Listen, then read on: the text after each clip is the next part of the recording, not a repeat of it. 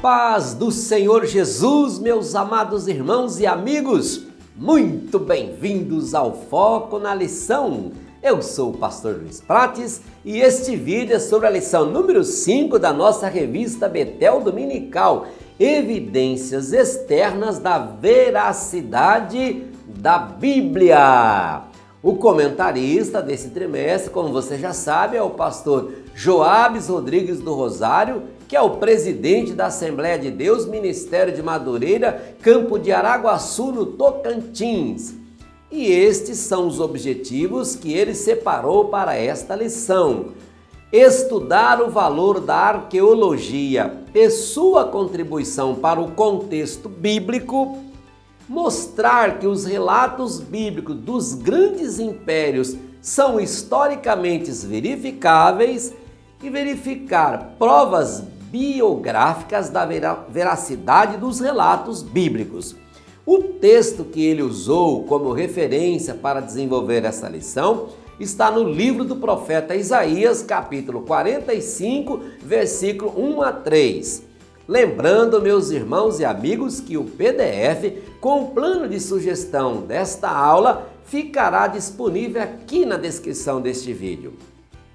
Por favor, se você não se inscreveu ainda, se inscreva em nosso canal, acione o sininho para que você possa ser notificado de cada vídeo que nós colocarmos no ar, né?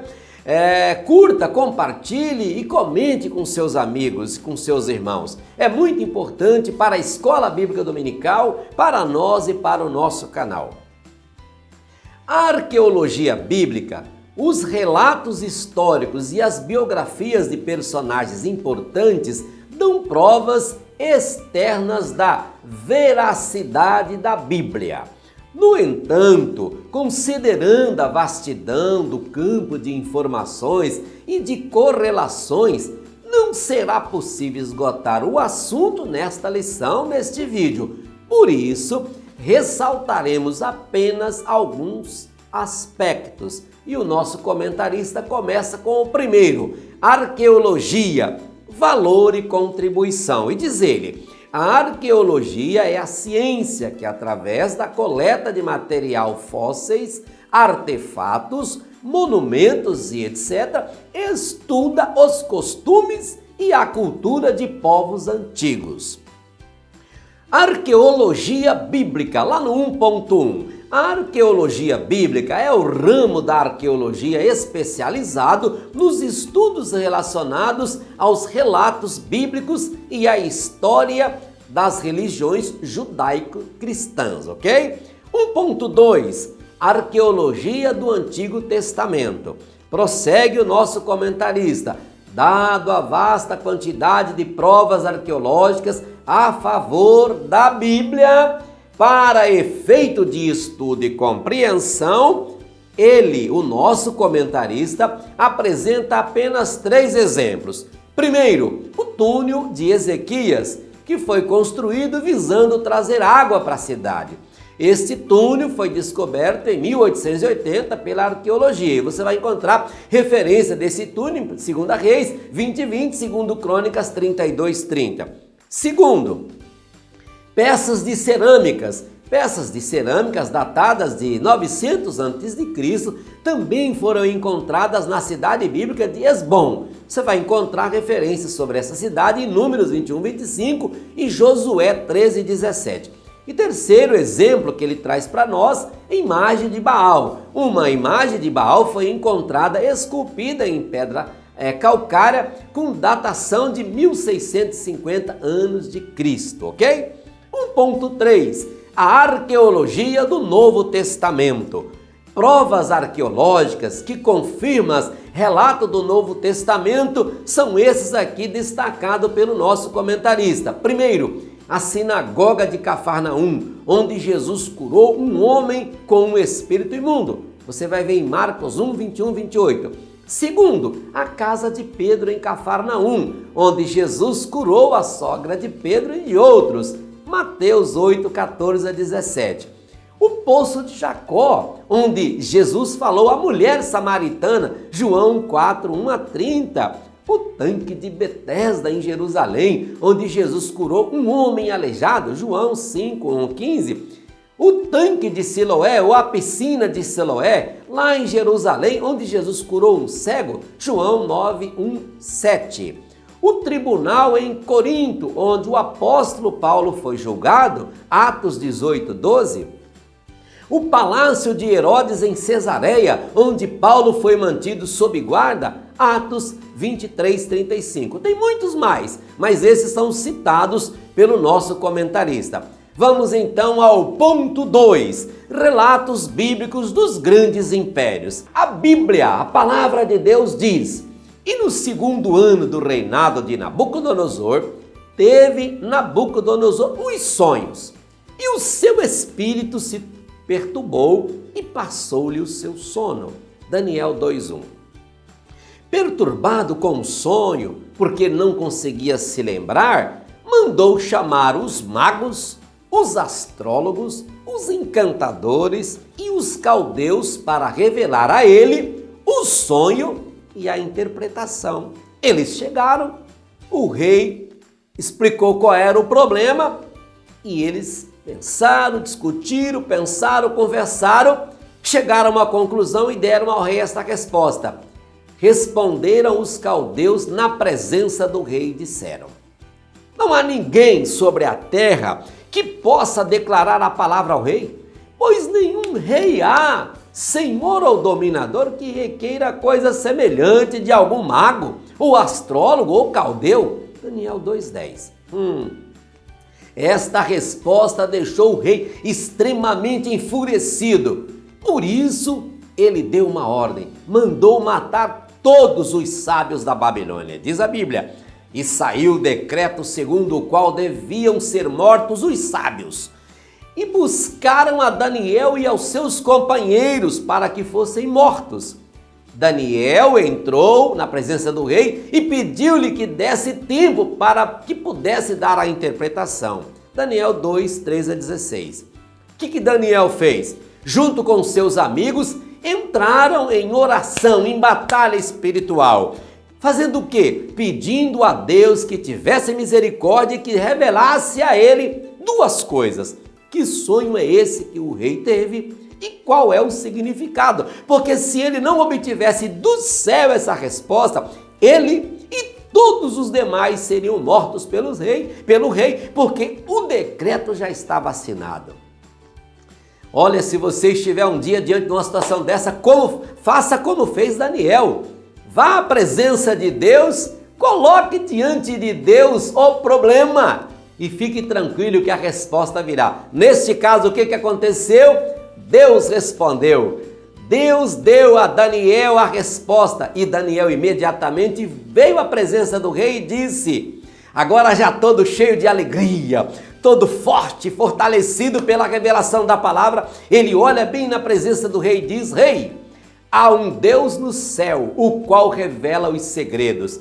Ele, pois, fez saber ao rei Nabucodonosor o que há de ser no fim dos dias. O teu sonho e as visões da tua cabeça na tua cama são estas. Daniel 2:28. E aí o que ele faz? Ele revela ao rei o sonho. Até então, o rei está ali. O que será que vai vir? Ninguém dos que eu chamei até agora resolveu o meu problema. Ele está dizendo que vai revelar? Vamos ver o que é. E Daniel começa a fazer. E quando Daniel começa a trazer a revelação, porque o mesmo sonho que Deus havia dado ao rei também deu a Daniel. E deu a Daniel a interpretação. E aí Daniel, cheio de moral, cheio de graça na presença do rei, diz, vamos lá, vou revelar, porque o Deus Todo-Poderoso que eu sirvo, ele me deu a resposta.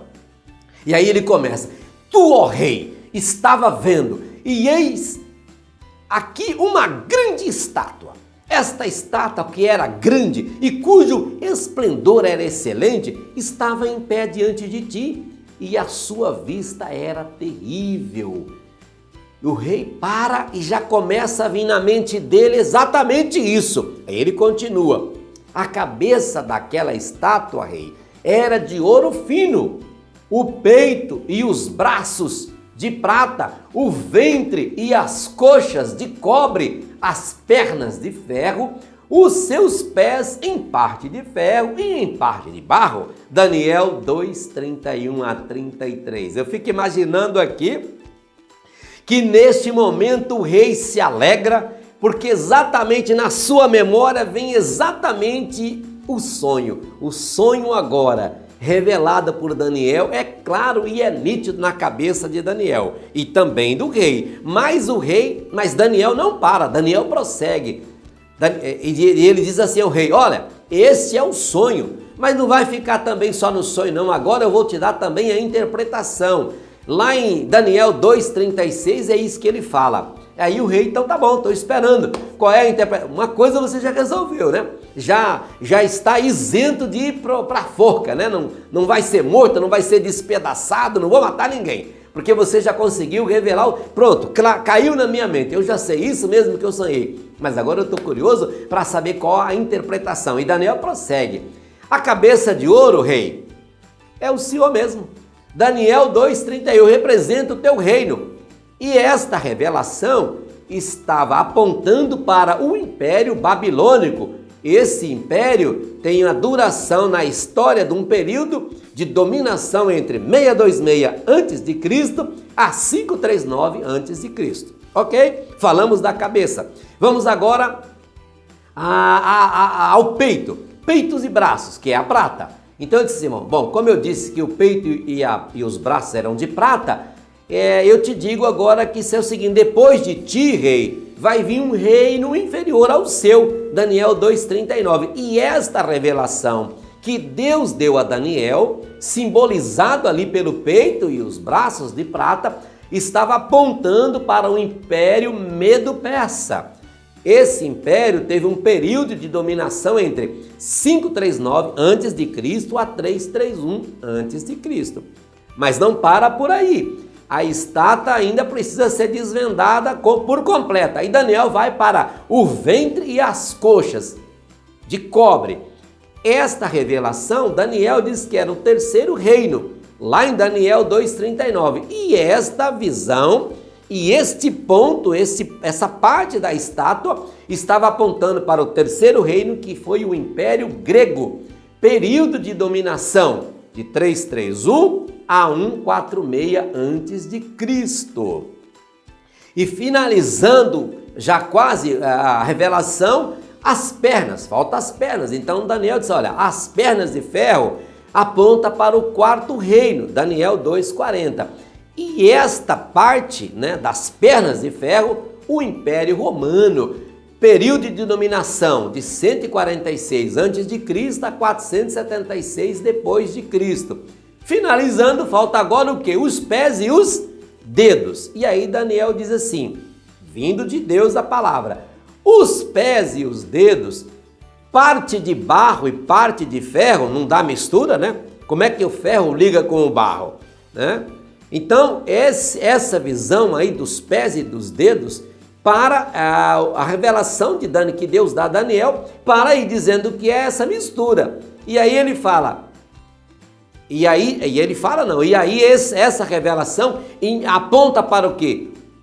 O quinto império romano, o Império Romano dividido. Eu fiquei meio na dúvida, antes de gravar, vim subir aqui para gravar esse vídeo, o que eu fiz? Eu liguei para o meu amigo, nós temos aqui em Madureira um excelentíssimo pastor que conhece tudo sobre escatologia, pastor Edinaldo, nosso amigo, e eu liguei para ele, até demorou um pouco, até atrasei um pouquinho aqui para a gravação, porque eu estava aguardando, e eu fiz essa checagem com ele, e ele me esclareceu, me deu mais segurança, e ele me disse, olha, diga lá que esse é o Império, é o Roma dividida, né? O Império Romano revivido, porque na verdade ele vai ser revivido, conforme Daniel 2:41, 43, que aponta para o final dos tempos. Aí ele disse assim, não esqueça de dizer que os dedos que pecam, dedos que não dá liga, será o que? Vai ser a aliança que vai ser feito dos reis, né? Conforme está lá no texto de Daniel 2.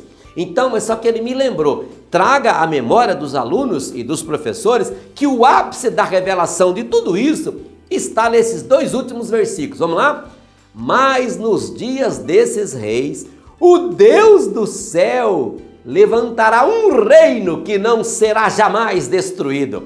E este reino não passará a outro povo, esmiuçará e consumirá todos esses reinos e será estabelecido para sempre. Da maneira como viste que do monte foi cortada uma pedra sem mãos, e ela esmiuçou o ferro, o cobre, o barro, a prata e o ouro, o Deus grande fez saber ao rei o que há de ser depois disso. E certo é o sonho e fiel a sua interpretação. Daniel 2, 44, 45. Meus queridos amigos e irmãos, Cristo, a pedra, virá e acabará dando início ao seu governo milenar. Olha, eu peço a você, por favor, que leia o capítulo 2 juntamente com o 7 de Daniel, para você ter uma comparação mais profunda, você melhorar os seus conhecimentos. O objetivo desta lição não é dar uma aula sobre esse ponto, é apenas mostrar que a arqueologia tem mostrado e está dando que a veracidade à Bíblia. Esse é o objetivo da nossa lição. Eu fiz esse resumo, busquei toda essa informação para lhe dar um caminho, para você trazer mais base para os alunos, para a gente entender como que as coisas são, né? Então eu peço a você que se aperfeiçoe nisso. Veja que o importante é quando a pedra é tirada sem mão e ela atinge aonde? Pá! O pé. A pedra ela atinge o pé é onde que está? Nesse último império, quando está unido ali, então arrebenta esse império e a Bíblia vai falando de baixo para cima, né? Ele começa no ouro, termina lá embaixo. Agora ele começa aqui embaixo e vai terminando em cima no texto que eu acabei de citar. Por quê? Porque a pedra vem, esmiuça, derruba, acaba com aquele sistema. E esse sistema é encerrado e começa o governo de 1000 anos do nosso Rei dos Reis e Senhor dos Senhores. Oh, que coisa maravilhosa! Fechando essa introdução a este ponto, vamos então ao 2.1, o Império Babilônico e a Bíblia Sagrada. A Grande Babilônia, descrita pela Bíblia, é comprovada pela história secular. No ano de 586 a.C., na terceira deportação dos judeus, os exércitos babilônicos destruíram Jerusalém e levaram os sobreviventes para a Babilônia, onde receberam um tratamento muito cruel. Salmo 137, 8 e 9, leia lá. Em cumprimento à palavra profética de Deus, a cidade de Babilônia, que parecia invisível, foi derrotada pelos exércitos medo-persas em 539. 2.2. O Império Medo-Persa e os relatos bíblicos. Os historiadores gregos Heródoto e Xenofonte revelam que Ciro desviou o rio Eufrates, baixando o nível da água, o que possibilitou ao seu exército obter acesso à cidade através de seus portões que haviam sido deixados abertos. Conforme predito, a poderosa Babilônia caiu repentinamente em uma noite e o Império Medo-Persa dominou Babilônia. Jeremias 51:8. 2.3. O Império Grego e a história bíblica. O Novo Testamento traz várias referências à influência grega. Por exemplo, havia um grupo de 10 cidades helenísticas chamado Decápolis, que se origina de uma palavra grega que significa 10 cidades. Mateus 4:25, Marcos 5:20 e 7:31. Sua existência é comprovada pela história e por impressionantes ruínas de teatros, anfiteatros, templos e salas de banho. Ponto 3. Provas biográficas dos relatos bíblicos. Relatos bíblicos de personagens importantes da história têm suas existências confirmadas pela história secular. Por exemplo, no 3.1, nosso comentarista traz Belsassar. O livro de Daniel conta que um homem chamado Belsassar foi rei em Babilônia, Daniel 5:1. Arqueólogos descobriram vários cilindros de argila nas ruínas de Ur, na Mesopotâmia. A inscrição cuneiforme em um dos cilindros incluía uma oração feita pelo rei babilônico Nabonido a favor de Belsar-Ussur, também conhecido como Belsazar, meu filho mais velho. 3.2 Ciro, rei da Pérsia. Um dos registros bíblicos mais impressionantes sobre o Império Medo-Persa está relacionado a Ciro. Quase 2 séculos antes dele assumir o trono, a Bíblia o mencionou por nome e predisse que ele seria o conquistador de Babilônia. Isaías 45, 1-3. Esclarece o nosso comentarista que a profecia o identificou no sentido de que se tratava de um instrumento de Deus para cumprir seu propósito para com Israel, não querendo dizer que ele fosse uma pessoa que tivesse qualquer comunhão com Deus, que fique bem claro isso, ok? 3.3 Alexandre o Grande. A Bíblia revela: eis que um bode vinha do ocidente sobre toda a terra. Daniel 8.5. Esta revelação se encaixa com precisão a existência e as conquistas de Alexandre o Grande e a divisão de seu império. Daniel 8.5-8. Alexandre se tornou rei em 336 a.C.